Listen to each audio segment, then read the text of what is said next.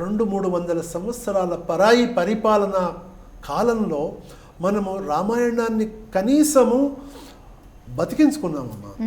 రామాయణం ఈ దేశంలో ఉండేట్టు చూసుకున్నాము. రామాయణం అన్ని రంగాలలో కూడా ఉండేట్టు చూసుకున్నాము.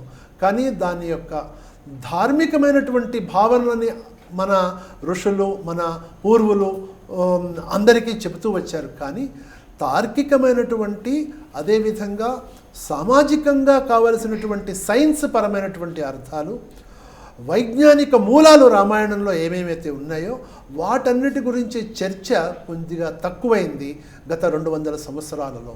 తద్వారా అనేక విషయాలు వాల్మీకి మహర్షి చెప్పినటువంటి శ్లోకాలలో ఉన్నటువంటి వైజ్ఞానిక విషయాలు మనకి కనుమరుగైనాయి. వాటిని తిరిగి పునరుద్ధరించడంలో ఈ కార్యక్రమం తోడ్పడుతుందని నేను భావిస్తూ, వాల్మీకి మహర్షి తన యొక్క శ్లోకంలో చతుర్వర్ణ్యం లోకే అస్మిన్ స్వే స్వే ధర్మే నియోక్షతి, శ్రీరాముడు చేసింది ఏంటంటే చతుర్వర్ణాలు వీరందరినీ కూడా వాళ్ళ స్థానంలో వాళ్ళ ధర్మంలో నిలపటం కోసం తాను ప్రయత్నం చేశాడు.